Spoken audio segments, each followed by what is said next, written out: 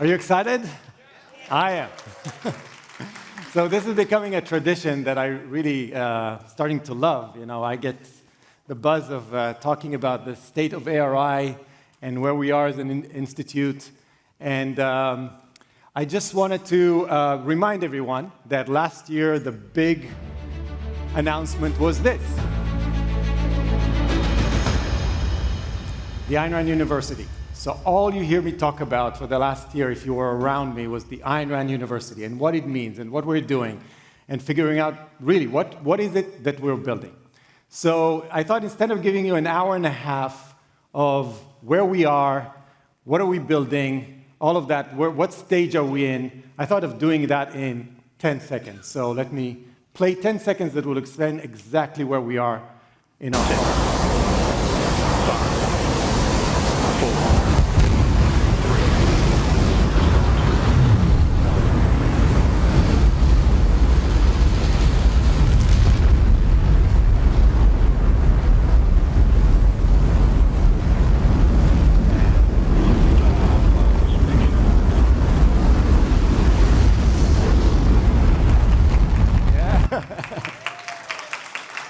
That's it. This is where we are. Any questions? So, you know, this is exactly where we are. Is this thing flying very, very fast yet? No. Is it exerting a lot of energy? Yes. Is it a critical part of the project where everything can fall apart and you can lose orientation very fast? Yes. Are we making a lot of progress towards the moon and our mission? Not yet, but we're starting. So what I want to do in the next hour, 45 minutes, we'll see how long it takes, to really take you through everything that we've done last year, and I'm so proud of the amazing progress we managed to do. I was concerned about this year because it's a year where you're starting to build things. So those long-term, audacious projects usually look like something like this. It starts with an idea. You have an idea, you have a vision, and you start thinking about it, and you're building it, and you're building it, and you get other people excited to the point where like, wow, I know what I want to do, and you announce it. This is what I'm going to do. You make a decision, and you start going. What happens after that? Nothing. To the outside world, right? Behind the scenes, you work like crazy. You're climbing mountains, and you're pushing rocks, but nothing happens. And actually, this is what, you know, we're experiencing this year. But I'll share with you everything that happens in the backstage before we're going to, the world is going to pay attention, hopefully one day, about, you know, what it is that we're trying to do in our vision. So this presentation, the theme of this presentation, is that we're building, and we're building fast. You know, before I play this, I'll go back 1 second, because I want to say something before I play this clip. I played that clip last year, and every time I play it, I understand how it is the essence of what it is that we're doing. This is where Ayn Rand defines the process of cultural change and the vehicles for cultural change. And this is at the heart of our strategy. So I want to play it to you again, if you haven't heard it before, to understand why we're doing what we're doing. You know, in several of your novels, you've made the point that leadership in any culture, not only in art, but in literature, morality, politics, and economics, that this sort of leadership must be provided by what you call the professional intellectuals. I wonder if you could tell me just what you mean by the term professional intellectuals. Who are they, for example? The professional intellectuals are, in effect, the field agents of the army whose head or commander-in-chief is the philosopher. Mm-hmm. The philosopher, the man who defines the basic fundamental ideas of a culture, is the man who determines history. And professional intellectuals are all those whose professions deal with the humanities, the studies of men as against the physical sciences. The professional intellectuals in all their various professions carry to the rest of the culture, to the rest of society, the philosophical premises, the ideas which have been defined by the philosopher. Therefore, they are the transmission belts. They are the ones who determine the goals, the values, and the direction of a culture. the goals, the values, and the direction of a culture. And this is what we're building. We're building the capacity to have more people, more educated, going out to the culture and changing it. So let me summarize for you what we were able to do from last year to this year. So after the event, I actually took 11 people to Colorado, and we spent a long weekend together asking ourselves several questions. What is it that we're building? What is the future of higher education? What is the purpose of higher education? What do we want? Who are we targeting? What do we want them to learn? What do we want our graduates to look like? What is success? How do we measure success? So it was a wonderful weekend, and we had great discussions. And I want to summarize for you the gist of what I took from it that is completely new. Because we all know that, of course, what a school does is teaches you things. But what we realized is that on top of the fact that we know how to teach the best concepts in the world, and for people to really understand the blueprint of how to live life, we need to add another layer. And that is the layer of action, the layer of experience. And take the world of thought and action and merge them together into an optimal educational experience that is designed for humans. And to make sure that we teach our students not only how to think, but also how to act and be successful in pursuing the goals. Not just, understanding what a value is, but also achieving it successfully. I want to read to you, or maybe only the first paragraph of what Leonard talks about in understanding objectivism, about the fact that there is a prevalent problem, even with the objectivist movement, of rationalism. He says rationalism is a method of approach of ideas. Something is hiding here. Rationalism is a method of approach to ideas that more than any single other error wrecks intellectuals, particularly good intellectuals, because it operates by corrupting them via the best in them. So it's one thing to understand and recite what Ayn Rand said and to say, oh, I know exactly what she meant, and that's the definition. But are you good in pursuing it?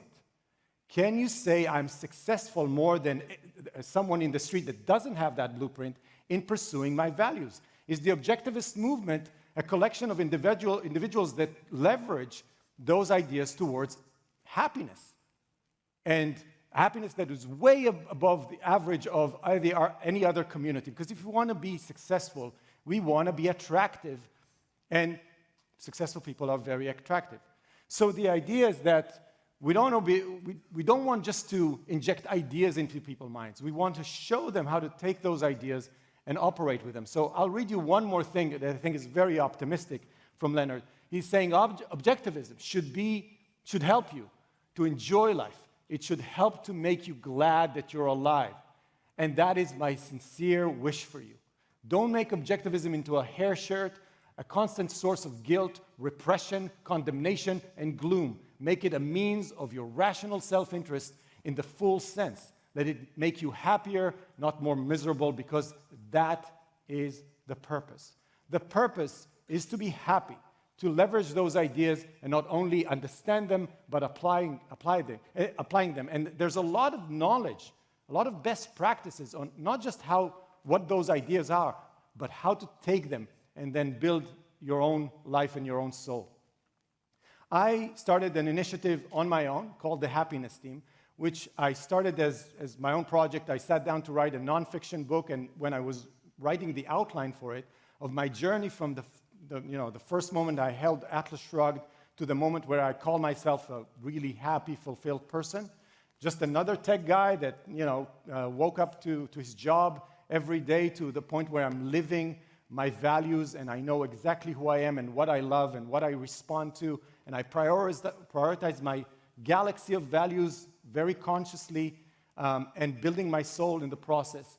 I realized that there is a lot that I can share, and so I called up on Facebook, and the 6 people, I don't know if all of them are here, in the first Happiness Team, we had a blast, because we all came armed with the ideas, and we practiced together how to put them into action.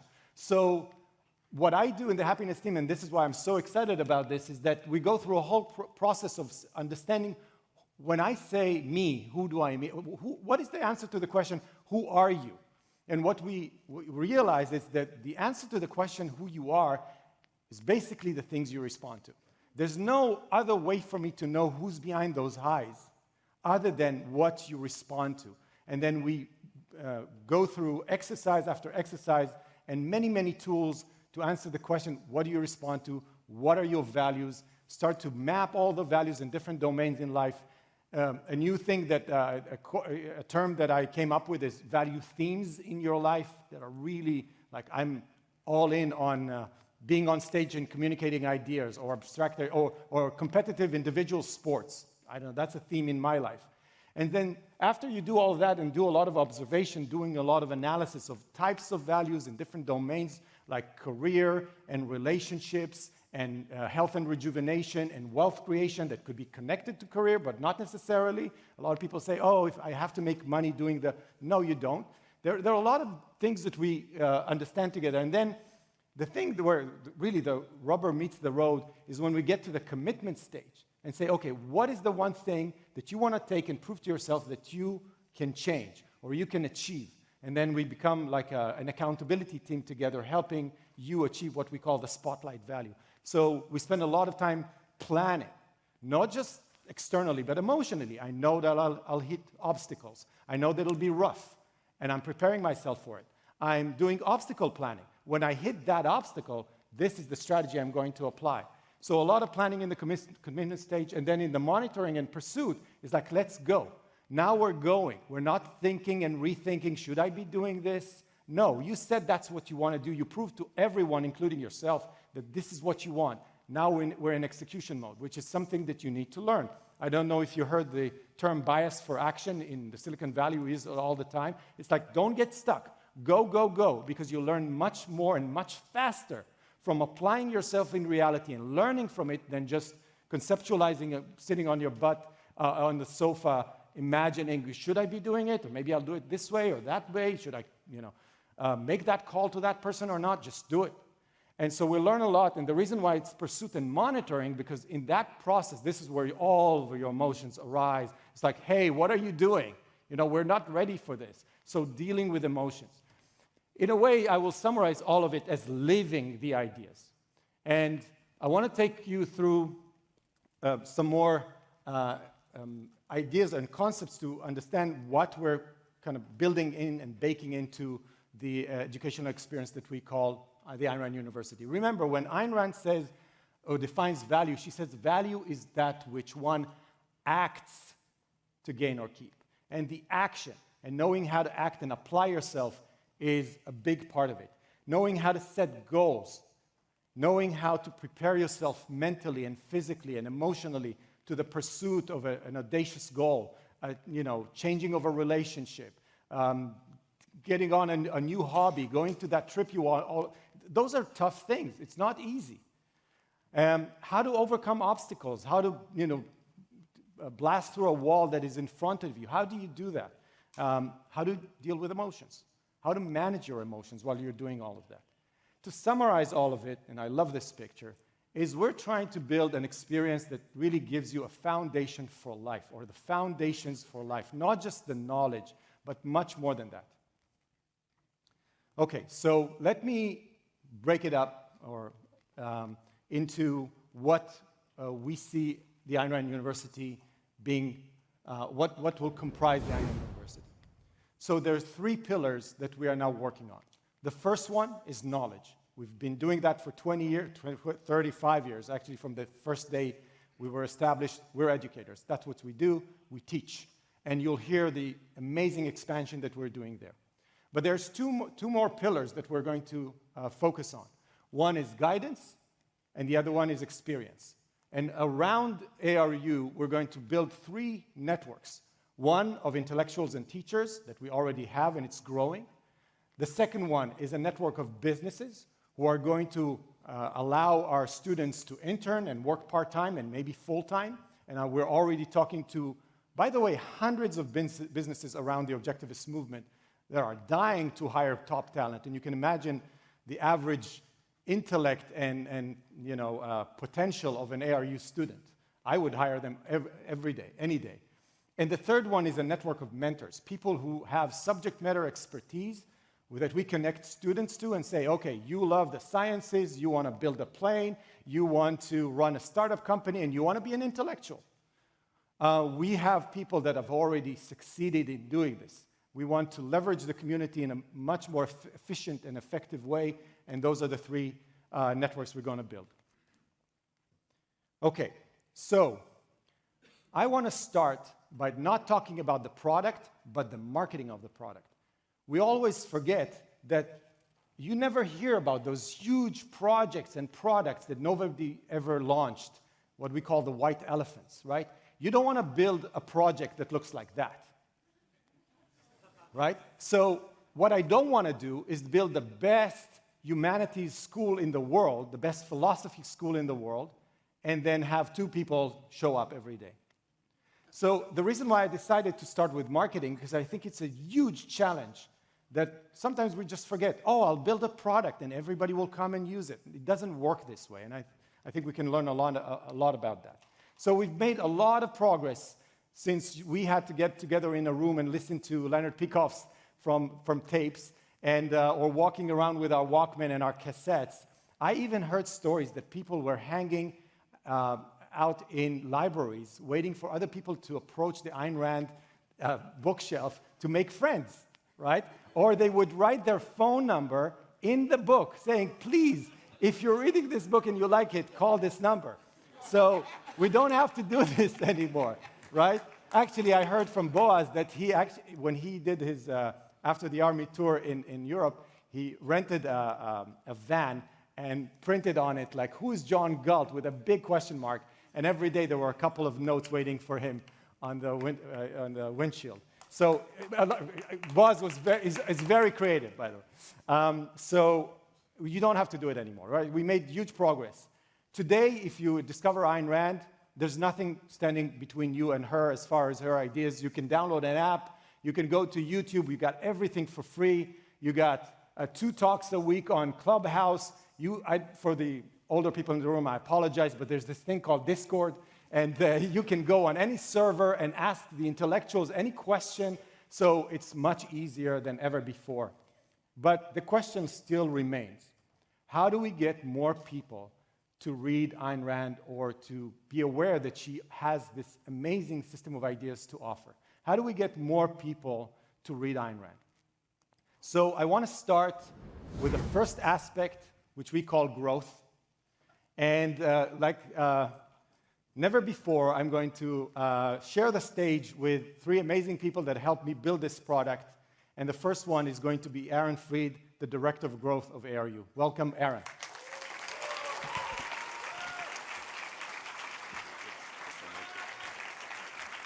Hey, everyone. Can you hear me all right? All right. So I'm Aaron Freed, and basically my job is to bring the future student body to Ayn Rand University. What does that mean? It means we need to get a lot of people, and they need to be the kind of people who are worthy of being students at a university named after Ayn Rand. So I want to also tell you a little bit about how I got here. Most of you don't know me.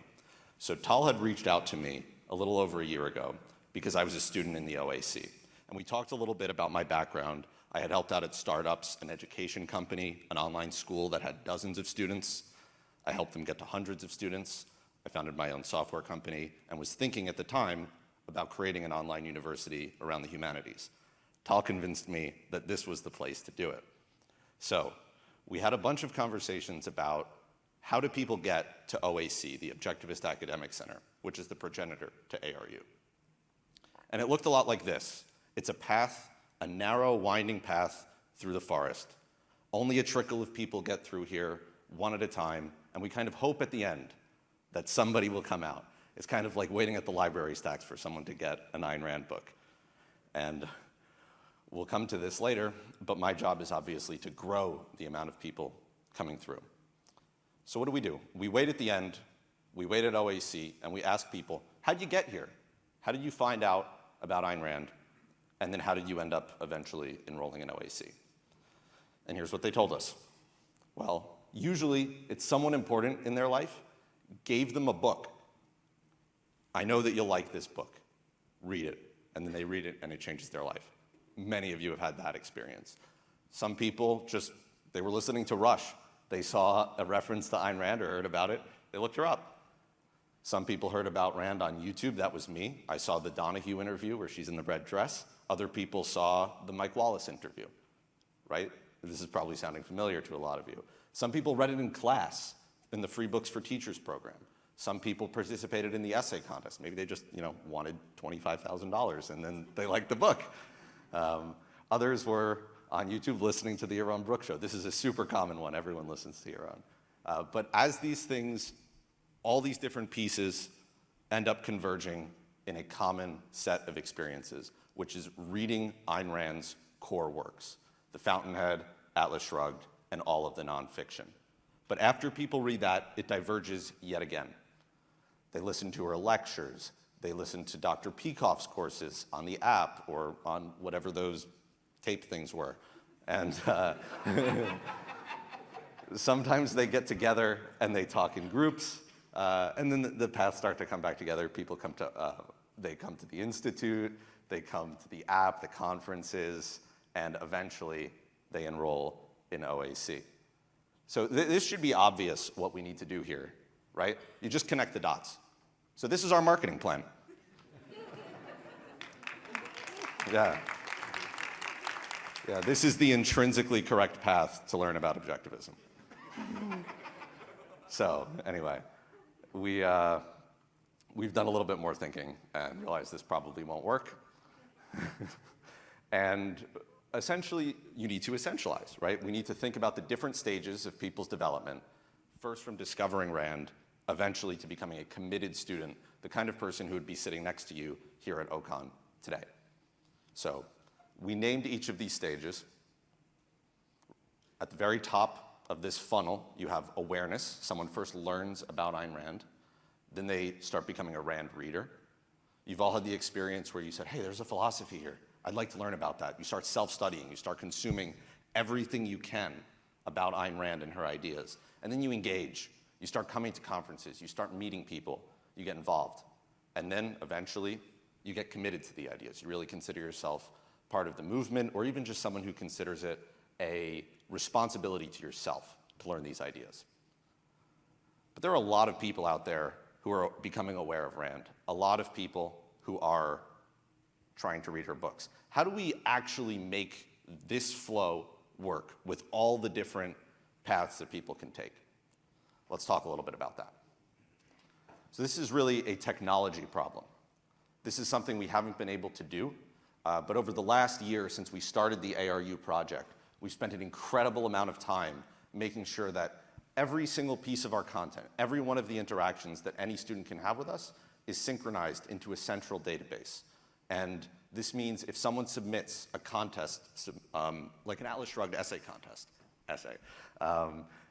the moment they submit it, we know it right away. And we can, instead of waiting 9 months to grade it, we can invite them to a reading group immediately. Same with lectures on the app. If they finish a lecture, what's the next best lecture, right? And I want to just point someone out. Vinny Frere over here is the architect of this whole system. He's done an excellent job. Yeah.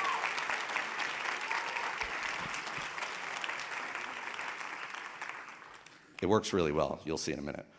Anyway, so we're going to talk about some of the projects that this system has enabled. So the first step we started last year, some of you remember in Tal's talk that the program grew. We started with what every good growth marketer should start with.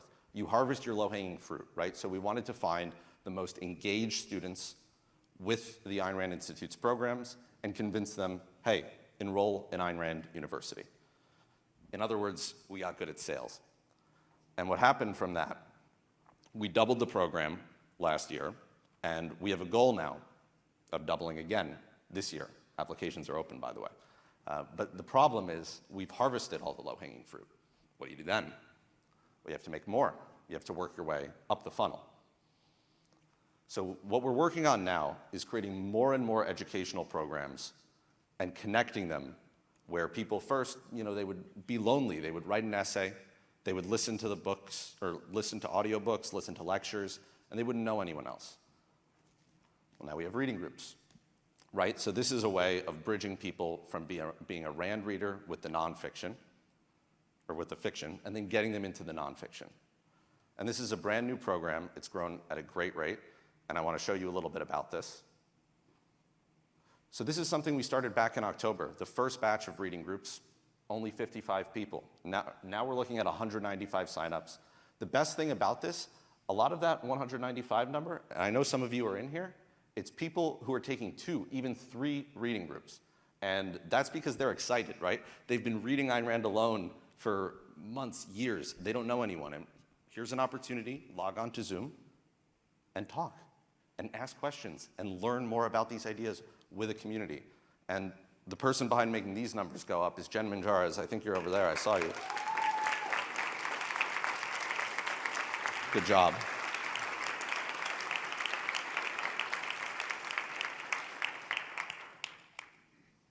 And these are really exciting. And actually, a lot of people in these groups have come out to this conference. But that's not going to be enough to get to a great university either. We need to go even further up the funnel. We need to create many, many more readers of Rand. And this is where the biggest challenge lies. So we've been thinking about this for a very long time. You know, there's a long history at the Ayn Rand Institute of selling books or giving away books. And this is our latest attempt. What we're doing is we're getting much better at advertising, just social advertising with these platforms that you see, and inviting people to order a free book. So this is where we started actually pushing these ads out, and you can kind of see there's a nice little inflection point. Things have started growing rapidly, and I'm going to call someone else out. He's hiding in the corner, I think. Jonathan Bradich, where are you? There he is, that corner. Yeah. So this is somebody who, anytime there's a book sent, anytime there's an essay contest submitted, the whole reason those programs work, it largely revolves around that guy. So thanks, Jonathan. And let's get back to the marketing campaign here.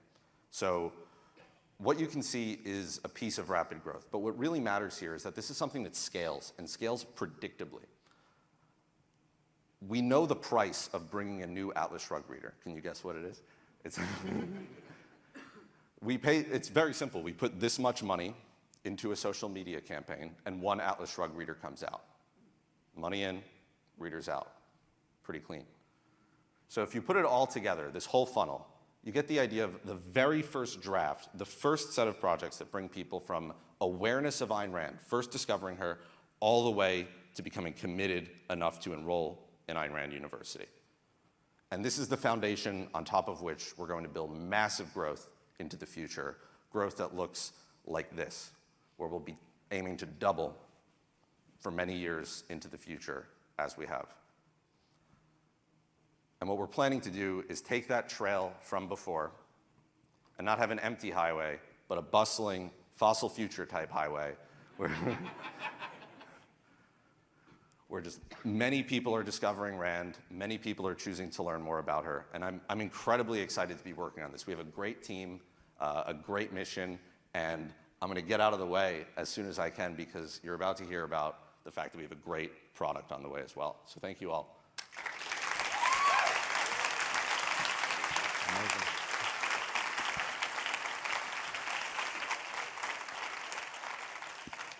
That was Aaron Freed, our Director of Growth, and he's responsible to bring many, many more students towards, again, thank you, Aaron.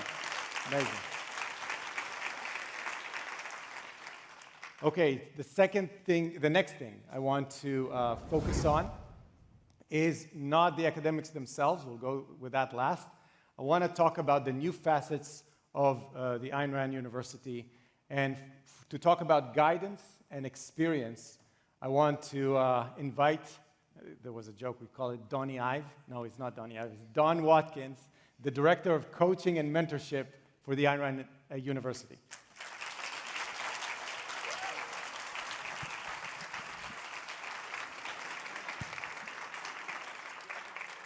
What's the button?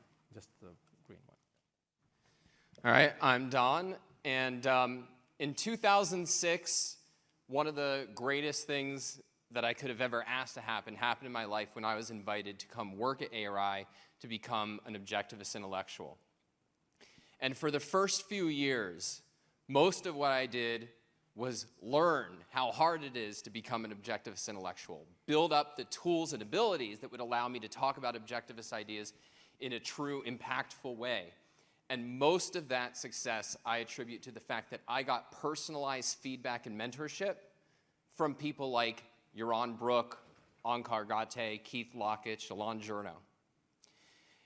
Now, in 2017, I left ARI to do a whole bunch of things, but I always stayed very connected to the Institute because I'm so passionate about what it is they do. And I had the good fortune to be one of the people invited to that Colorado trip that Tal mentioned. And as we were thinking about what is the future of ARU going to look like, I think we all had this recognition that personalization is such a powerful tool for learning and for success. And so the question was, how do you create personalization at scale? And the idea that basically came out of this was, what if every single student had access to a coach they were meeting with one-on-one to get the most out of the program and indeed the most out of their life? And there was a lot of buzz in the room about it, and I remember Tal, though, at a certain point said, guys, this is great, but who am I going to get to build this? And he looked kind of almost irritated. He's like, are you going to build it? And I looked at him, and I remember the look of shock as I said, heck yeah. And so I've been thrilled to be able to return to ARI full-time and help build our coaching and mentorship program. And I want to tell you a little bit about what the vision is and a little bit about what we've done so far. So since April, I've been working with 14 of our students in a pilot program where what we do is we sit down and define goals, learning goals, career goals, life goals, and then meet regularly in order to make the best progress towards them that we can. Some of our students, for example, want to get more out of their classes. And so we can talk about, like, all right, what's your note-taking system like? Like, how are you trying to process the notes? How are you preparing for class? How are you making sure that you're getting the maximum feedback from office hours that our faculty holds? Some of our students are really focused on, like, communication and writing projects they're excited about. And so they'll come to me and we'll kind of brainstorm and get feedback on whatever they're working on. One of our students, for example, was trying to grow her Twitter following. With a few tweaks, we were able to triple it in a matter of a few weeks. Some of our students, many of our students are really focused on what kind of career do I want and how do I make as much progress towards it as quickly as possible. One of our students, for example, was about to go in for a job interview at a really well-respected finance company and face the problem of, I'm going to be asked about ESG investing. And if you guys don't know, it's this new trend that's basically egalitarianism and environmentalism applied to investing. And we discussed, how can you talk about that issue with integrity without turning your job interview into a philosophic, contentious debate? And as a result, I think the interview went really spectacularly from what I've heard. And then all of us are facing challenges in trying to live by a philosophy, live by a radical philosophy. And so a lot of what we'll work on is like how do I maintain relationships with my parents in the face of the kind of conflicts that we're dealing with? How do I just live a moral way of life without falling into the kind of rationalistic traps that Tal was talking about? The core idea here is not that they're sitting down and get lectured at by Don every day. The real essence of coaching is guiding people in the act of self-creation. So that's the core of what we're building. I'm starting to expand the team. I think Amanda Maxim was our first hire. I think she is here. Amanda, hi.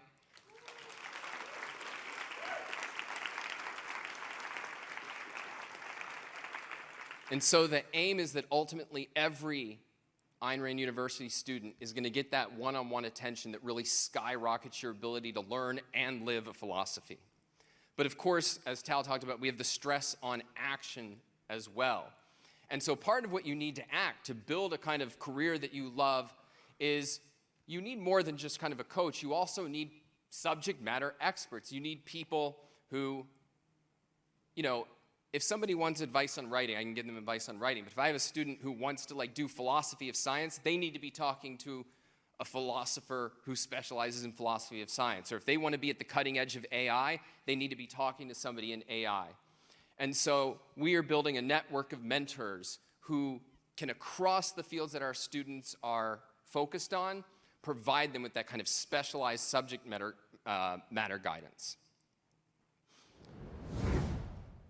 Now, of course, that's all about kind of how do I make progress towards my career, but often the hardest step on the ladder to success is that first one. How do you get that first opportunity? How do you jump in and sample something that you think you might be excited to do? And that's why we are building this network of businesses who can provide these opportunities. And as Tal mentioned, these people are so excited because it's so rare that you get access to people who are ambitious, thoughtful, and deeply moral. The results so far have been better than I could have expected. So I want to give you just a quick testimonial from one of our students. This is Brandon Lindsay. He's a historian, really passionate about how do I tell the stories of history in a way to convey these ideas. And here's his comments on our work together. Hello, everyone. I'd like to talk about my experience in Ayn Rand University's mentoring program.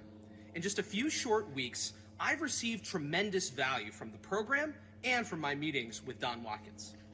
These sessions have enabled me to think more clearly about my goals, my central purpose, and how to implement both in my daily life.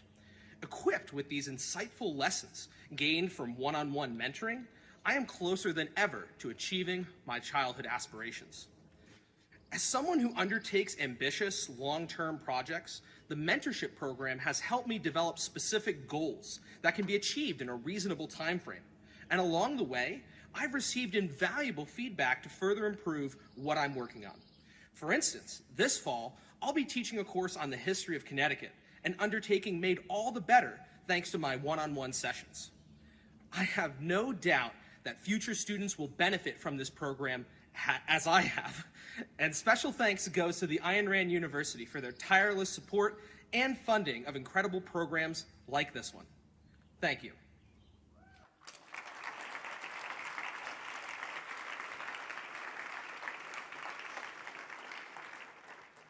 For those of you who were at my talk this morning, one point I mentioned was that my personal mission in life is to help people who share the ideas and values that I care about live great lives and have impactful careers.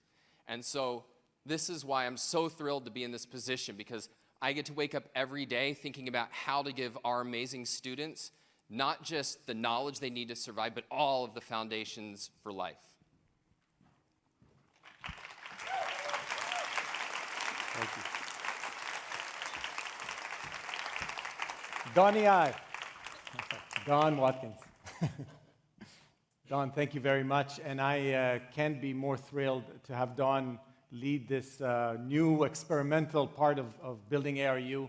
I think it's going to be phenomenal and a differentiator in what the kind of educational experience we're offering versus any other educational opportunity that people that age have. I want to talk about knowledge. So we're famous for teaching philosophy and teaching objectivism for years and years and years. The world's leading experts on objectivism are teaching generation after generation, a deep dive into the philosophy. But we asked ourselves, is that enough? Do the future students need to know more as a foundation for life rather than just, of course, objectivism and philosophy at large? Do we need to give them more foundational knowledge for them to succeed and thrive? And in order to tell you a bit about the amazing expansion that we are going through in our knowledge domain, I want to invite Jeff Shilaba, our Director of Operation and Curriculum Development.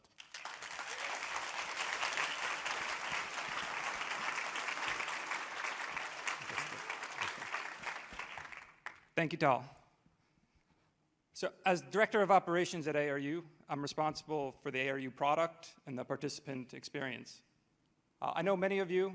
I'm a graduate of the OAC and I've been at ARI for nearly 14 years now. I've always been involved in running our educational programs. And I'm really passionate about this area because I didn't discover Ayn Rand until after college. And in my work, I get to help ensure that students discover her much sooner than I did.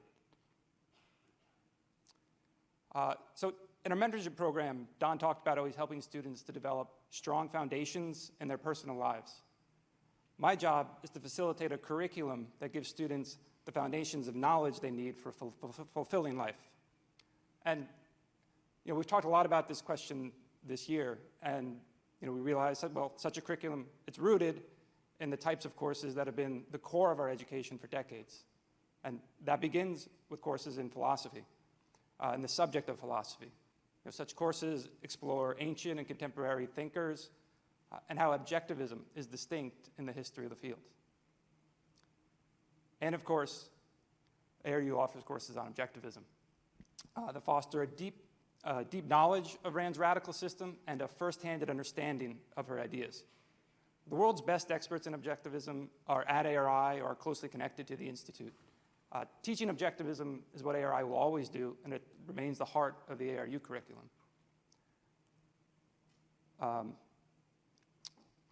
And of course, we'll also continue to teach courses in writing and thinking methodology that improve students' abilities to communicate philosophical ideas to others, especially courses in writing and thinking methodology. Excuse me. But with ARU, we're expanding beyond these areas that have been our traditional focus and into other fields that are pillars of human knowledge. If you don't know these pillars, by the way, you can find them at the National Arboretum here in Washington, D.C. So what fields are we expanding into?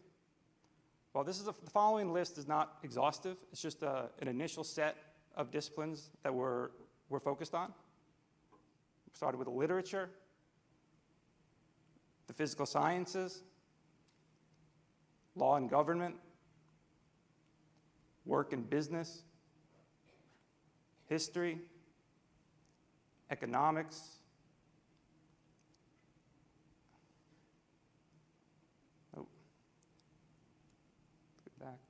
and psychology. So we'll have courses in some of these domains starting this year, and in all of them in time. We'll also be expanding into other disciplines. And our goal is not to offer a complete college-level curriculum in each of these subjects. Traditional universities will still be the place for that. What ARU will offer is foundational courses that introduce these essential subjects from the unique framework provided by Objectivism. The ARU curriculum is also varied, with different courses on offer each year in the various disciplines. And an ARU student, you can only take one course per quarter, but we're building a structure that allows a student to take 4, even 5 courses per quarter. So we could have students taking up to 20 quarters of courses in a year with us. It's a flexible, expandable education that allows students to maximize the time that they have available to learn with. And as always, thanks to our donors, many of you are in this room, tuition scholarships are available for our students. So cost need not be a deterrent to a student enrolling or in taking as many courses as it can. At this point, you may be asking, well, who's teaching all of this content? Who's going to teach all the students that Aaron is bringing in and Don is mentoring? And that starts with our full-time ARI faculty, who you all know and are well familiar with. We're always looking to expand this group, and they'll continue to teach the majority of ARU's courses, especially in philosophy and communication. We'll also need a lot of support from teaching assistants and junior faculty, such as this year's cohort who you see on screen. So we've been systematizing the training and development of junior intellectuals through advanced ARU courses and writing, speaking, and philosophy. We've also brought in more junior fellows to ARI than ever before and are continuing to expand that program. We've also made teacher training a major component of it. So we had our junior fellows being teaching assistants in the OAC this year in ARU courses, and we'll continue to do that to develop future educators. But to create a curriculum with the breadth that we're striving for, we need to go beyond the intellectuals we have on staff at ARI. So we're leveraging the expertise that exists in the objectivist community and inviting leading objectivist thinkers in various fields to teach ARU courses, as well as on ARI's board. So on screen are some of the experts who will be teaching courses this year or who are excited to do so in the future. And you'll recognize all of them as speakers at OCON. And I just stress this is just the initial batch of intellectuals we've spoken with. We'll continue to speak with others and to expand into other disciplines as we build out the curriculum. Now, on that note, I'll recall this image from the beginning of the presentation, where we are still in building mode. What you're seeing here is just the beginning. So the design is in place, and the foundations of ARU, we've talked a lot about foundations. Well, the foundations of ARU are in place, and we're steadily progressing towards a spectacular final product. I've been involved in a lot of educational programs, and this is really the most ambitious project that I've taken part in. It's thrilling to be a part of the team, and yeah, super happy for what's to come. Thank you. Thank you. Thanks, Jeff. And we wanted to concretize the progress somehow. So I was, asking the team, what are we going to do? We need the famous drum roll. Remember? Can you give me a drum roll? Is there a drum roll? Yes. Because we have to announce something. We have to show you some progress. So we thought, what will happen? Okay, here it is. Reach out below your chair. There's something sticking to the bottom of the chair. See what you have there. Okay? Okay. What does it say? Who opened it already? Who opened it? Look at what's written. Don't open it. It's highly confidential. It even has the registered trademark. You don't open it.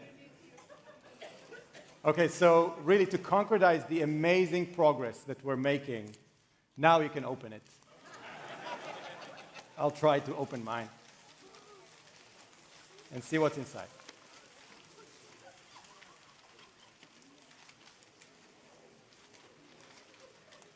So ladies and gentlemen, this is a 2022-2023 course catalog for the Ayn Rand University. Bigger and better than ever. And you can imagine how much work goes into building all of that. So I want to take you through this. You don't have to do it by yourself. So let's go through the catalog together.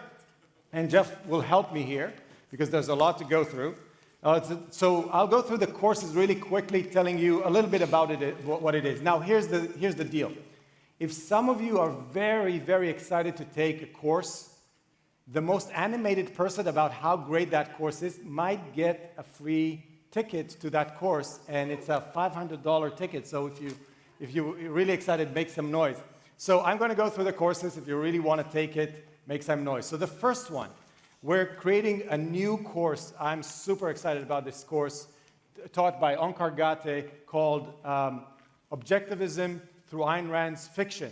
And we're going to go through Atlas Shrugged and The Fountainhead, and really a new way of teaching philosophy and objectivism through the literature itself. Excited? Yeah? Someone wants to take it? I'm serious. Who wants to take it? You want to take it? Okay, you got a free ticket to the course. Great. Go to Aaron later. He'll register you. Okay, second course. This is philosophical skills, and it's going to be taught by all of our intellectuals, really teaching philosophical arguments, big questions in philosophy, and the objectivist perspective and answers to it. Really, it's going to take all of our PhD in philosophy to cover that course. A really exciting course. The next course is going to be Leonard Peikoff's 8 Great Plays. Who listened to that course? Anyone listen to that course? Of course. One of the best courses ever. And what we're going to do is we're going to listen to, well, first read those plays. So if you didn't read those plays of Antigone and Cyrano, An Enemy of the People, all of those amazing masterpieces of literature and theater, then we're going to read it together, and we're going to listen to Leonard's lectures, and you're going to have discussions with our faculty to take it through all of that course. So the next course is Foundations of Physical Science that Keith is going to teach. It's really how do we know, how do we understand the most basic, things, the laws of physics? How do they come about? What gives rise to the laws of physics? Really give you the foundation. If you're not, we don't require any prior knowledge in physics or any sciences. It's really open to everyone. So it's going to be an introductory course to physical sciences, and specifically motion and gravitation. The next course is going to be a legal system as an intellectual achievement. Oh, who's excited? But this one or the previous one? This one? Okay, well, so there's going to be a competition at the end of it. Let me just describe it. Okay, a legal system as intellectual achievement by Adam Mossoff. Woo! So who wants to take it? Okay, you got it. You got it. He stood up first. You got a free ticket. Awesome. So this is going to be great, and I don't have to sell this course, right? It sells I think itself, it sounds like it right? sells So itself. I won't tell you what it's about. You'll figure it out. Okay, the next one is Dostoevsky's Crime and Punishment, investigating the mind of a murderer by our own Shoshana Milgram.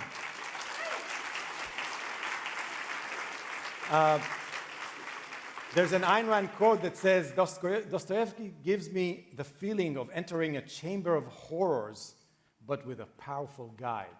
So Shoshana is going to guide you through this chamber of horrors of Dostoevsky. Now, it's really a masterpiece, and we're going to discover that together in that course. The next one is going to be a course that I'm privileged to do it together with Onkar.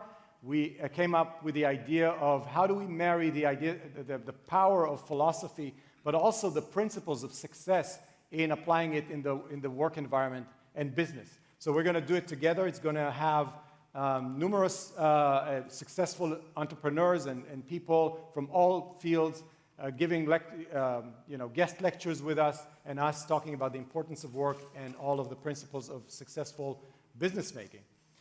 So this is the next one. And, oh, you want to take it? Great, you got it. You got it. Go to Aaron after that, okay? Awesome. Good. Now I need to sell myself as well, right? I forgot about that. Okay, next one is, who wants to take a course with Lisa Van Dam on 93? No, for that you need to, come on, more.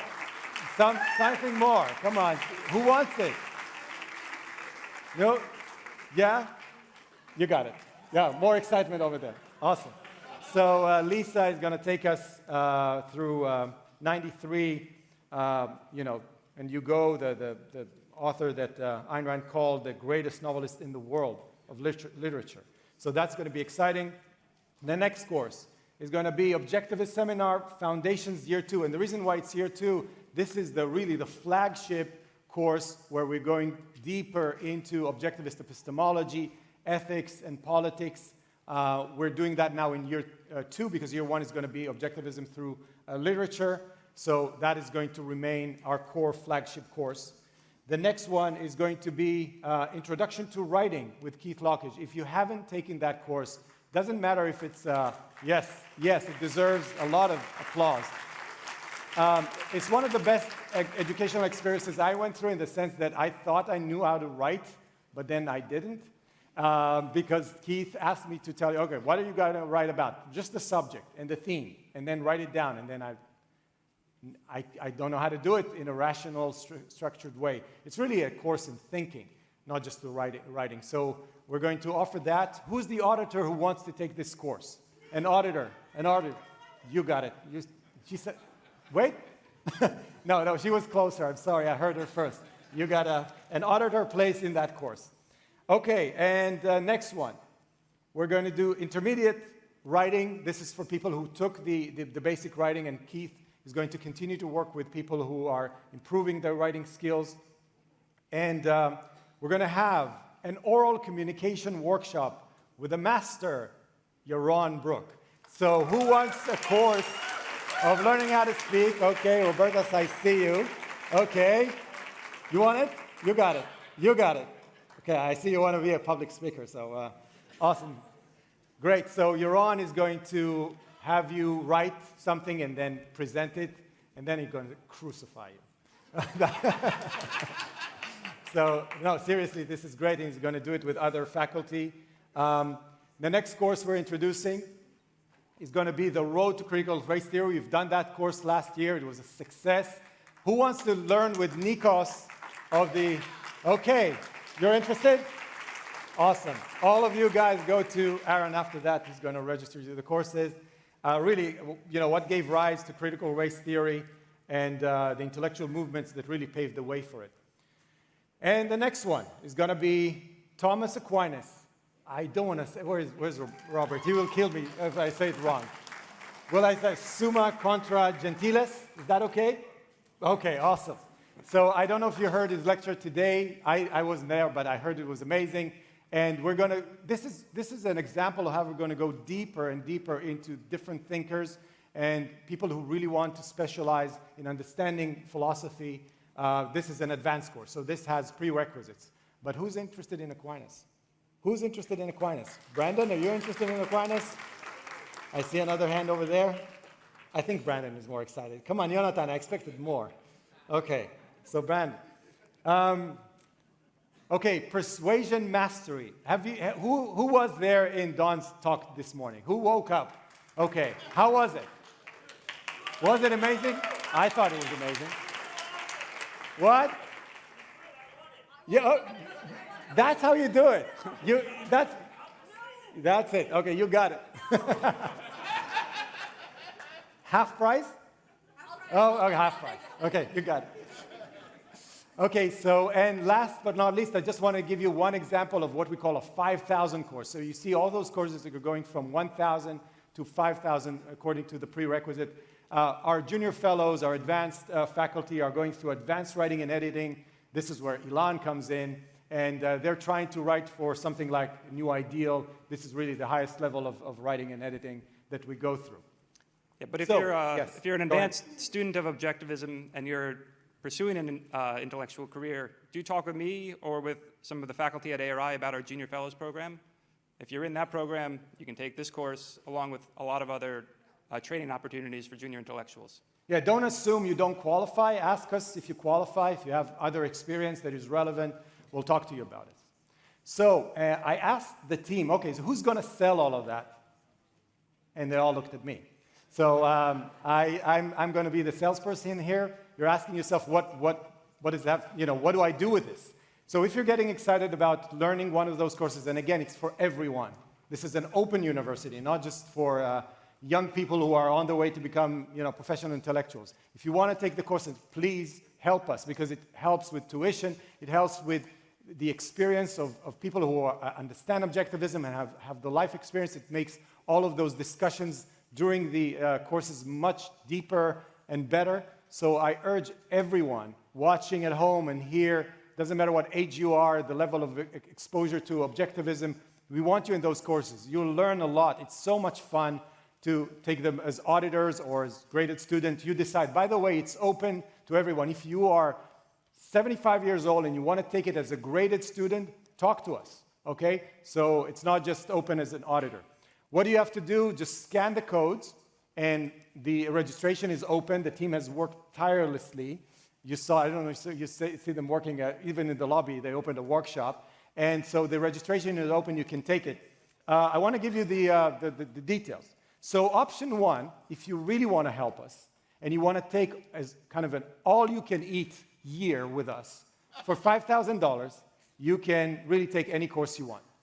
And that's option one. The second option is if you want to a la carte, take one course at a time. It's $500 per course per quarter. There are courses that are multiple quarters. They'll if it's 2 quarters, they'll cost $1,000. But this is really introductory prices that we're offering to expose as many people as possible to our courses. Because remember, this is the best university in the world, as far as I'm concerned. So we're pretty cheap to begin with. And just to motivate you, we're going to give a 20% discount to anyone who makes the decision during OCON. If you want to have an all-you-can-eat experience with us next year that starts, Jeff, in October, I think, or October, then it's for $4,000 during OCON. So I really invite you to come and help us grow this and make it a better product than ever by giving us feedback as you take it. And we're going to continue to push forward really, really hard. This is what I had to say about the Ayn Rand University. So thank you very much for listening to it. I really appreciate it.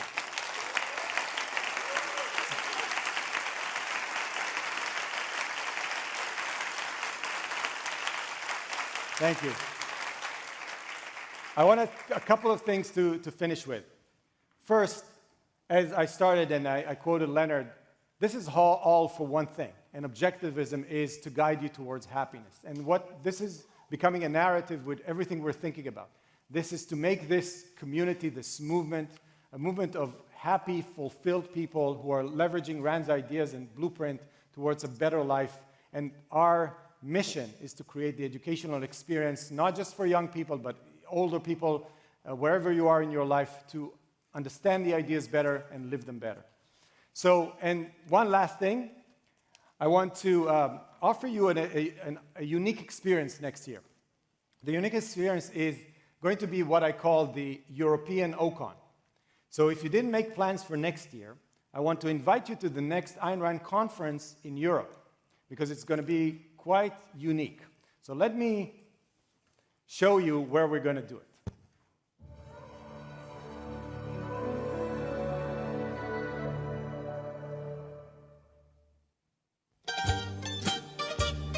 Oh, where's Athens? It's supposed to show you a picture of Athens, but here he is. He came anyway.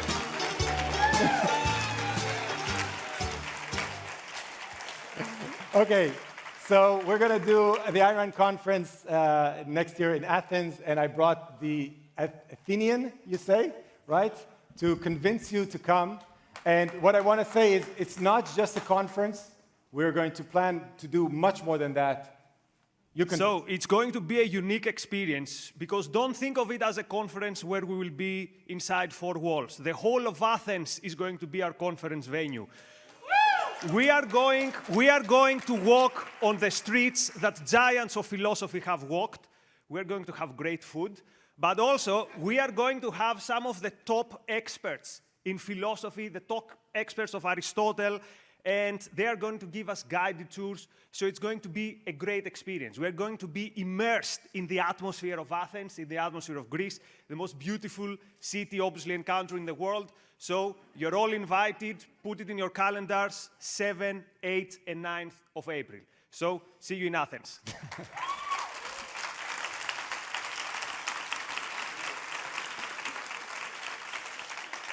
One last sales pitch. You have those things. We opened a couple of years ago the Ayn Rand Membership. I know you're all registered to subscribe to Netflix and several other things. I asked you to think about and consider subscribing to ARU and ARI.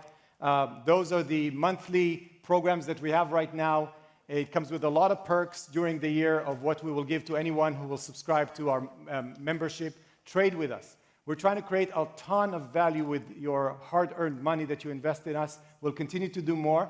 And this predictable revenue of subscription that comes in every month is priceless for us. It's not just revenue, it's predictable revenue, something we can count on that you don't, maybe get in the end of year or not. So please think about it, think how much we're worth to you, and do your best. And I want to end with a heartfelt thank you. And I want all of the Ayn Rand Institute employees to stand for a minute, just for a second. All of the employees, and give you a big round of applause, everyone.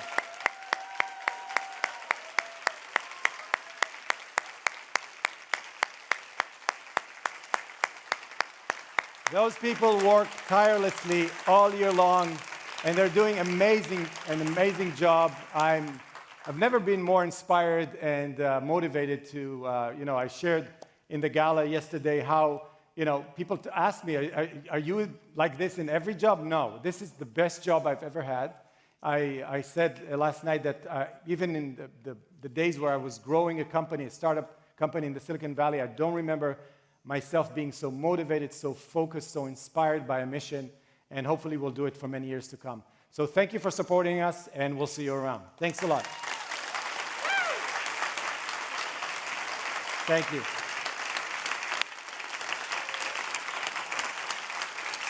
Thank you. Wow.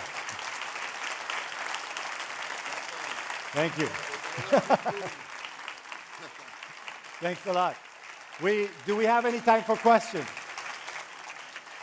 Do we have time for questions? Yes, if you have questions, please go to the microphone and don't be too hard on us, please. Okay, yes. I'm wondering if you can give a general sense of the commitment, like if you wanted to take 2 courses in a quarter, how much commitment is that, or just one, or how much, so you can schedule what you're doing, and yeah. Yeah. By the way, if Jeff and Don and Aaron, if you want to join me, so you can. You mean the level of commitment? How many hours a week does it take? Exactly. So it really varies according to the courses. Some courses have more reading requirements, and some less. I would say I was an auditor in several courses. If you're an auditor and you're not taking it as a graded student, it's really up to you. Because even, and I'll admit, if I didn't do the prior reading and I listen in to the conversation, I always gain something. So it's anywhere, it really depends on you. And some auditors were actually more serious than the average graded student. So if you want to take the course, you can do it to like full commitment of reading everything and doing all the homework. Or, if it's just an idea, the subject interests you, and you just want to have those discussions, you don't have to do all the homework and all the reading. But essentially, I would say, how many hours in average, would you say? Yeah, on average, about 10 hours per week per course. That's what you can expect if you're doing everything. Okay, next. So with respect to mentorship, in an intellectual career, you often need multi-year mentorships, not just occasional coaching, but you're working with someone for a long time. And the OAC is a 2-year program. How do we see is the ARU mentorship program meant to start those sort of long-term intellectual mentorships as well, or is it going in a different direction than that? Well, I think the most important context here is that it's no longer a 2-year program. We're making it possible that you can be a lifelong learner of objectivism. Mm-hmm. And I think there's a lot to figure out about exactly how the network of mentorship will work, but certainly we recognize that, like I said, my own progress was that I got mentorship over years and ultimately, more than a decade in one way or another. And so that, I think the end game is that students have everything they need to be successful, and then it's a question of how exactly we're going to execute that over time. Okay, thank you. Hi, this is very exciting. I'm really so thrilled. Does ARI have any plans for political action? No. Okay.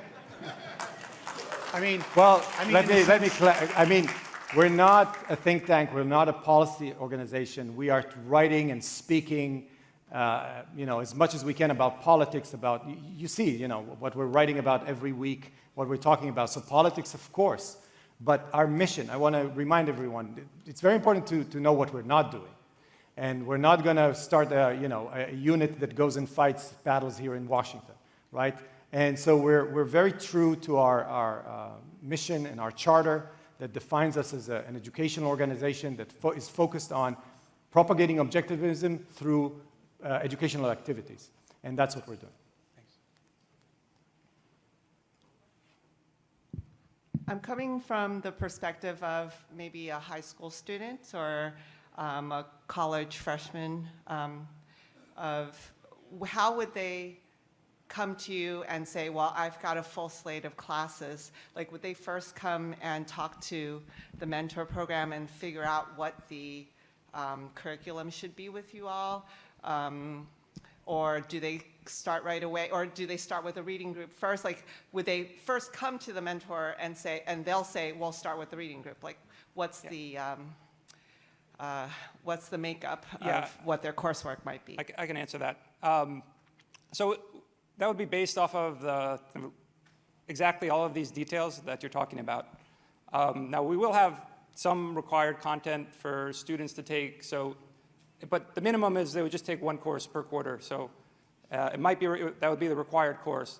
So that's what we would ask of a incoming student if they met the requirements to be in the program as a student. If not, we would encourage them to do a reading group with Aaron so they could develop the knowledge to probably enter the following year.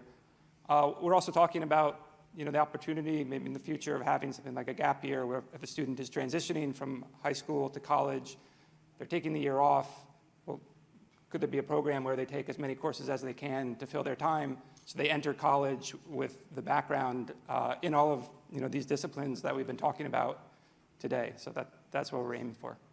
Thank you. And we're going to be very flexible in the sense of depending who you are and, you know, if you're learning full-time somewhere and you want to take one course, great. If you're on a hiatus and you want to take a full, like Jeff said, 5 courses with us in a quarter will enable that as well. It's really a process, you know, of counseling that happens before people register to ARU. I have one more thing to add on that. Yes. Yeah, a lot of these students who are studying Rand on their own in high school and college are already spending more than 10, 12 hours a week just reading and listening to lectures. So if you think of learning alone as providing the baseline amount of time, they're already there. Right. So as part of the internships that you guys have planned, working with professionals in other fields, do you have an internship at ARU itself that... That's basically what we call the Junior Fellow Program. I mean, everyone that shows potential and they're on their path to wanting to become an intellectual, and we see that potential, we offer what we call an internship as a Junior Fellow, and they start working with different levels of activities. By the way, we made a huge progress this year with the amount and the variety of opportunities for Junior Fellows to train themselves as people who want to focus on an intellectual path. And Keith and the team are building a very solid intellectual development process within ARI for our own faculty and our own junior fellows. So yes, there are many opportunities there. And we've grown from 2 to 20 junior fellows in a span of 2-something years. And it's going to continue to expand. Okay, if there are no more questions, thank you so much. And enjoy the rest of the week. Thanks for watching. Be sure to subscribe and ring the bell to never miss a video.